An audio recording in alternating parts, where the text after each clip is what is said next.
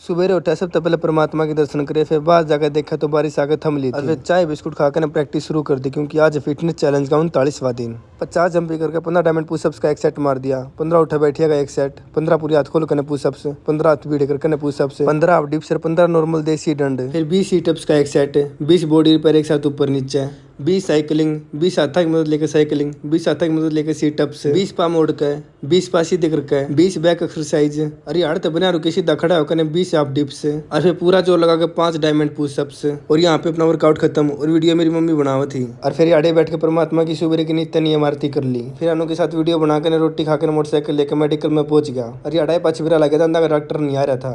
और फिर हमारा घर जो ऊपर टंकी धरी थी वह पाट गई, छत पर नरा पानी हो गया, और टंकी की हालत देख लो किसी होगी, मतलब बीच में बिल्कुल चीरो चीरो होगी, और छत पर पानी देख लो ऊपर नीचे सारा का पानी हो गया। फिर हमने नीचे आकर उसका ढक्कन खोला और चेक करे कड़ा लीक है, और इस छोटे से जानवर को यार दूर गया ताकि पैर के नीचे ना आ जा। और फिर आदित्य नीचे भेज दिया। फिर आदित्य नीचे तो बाल्टी भरे घर में इसने बाहर गिर का गया। और फिर 20 मिनट रुककर परमात्मा की दोपहर की रामायणी आरती कर ली, और फिर अपना काम शुरू किया, और जल्दी जल्दी बाल्टी पानी की बाहर गिर का गया, और कंप्लीट पानी बाहर काट कर साफ करके आदित्य बाहर काट दिया। और फिर मोटर चला दी, इसने भरने लग गए। और फिर अनु भी आड़े प्लोथी मार के बैठ गई। फिर हमारे समोसे खाने का दिल कर गया तो आदित्य समोसे लेने भेज दिया, और जब ती आनिया की एक्सरसाइज करवा दी।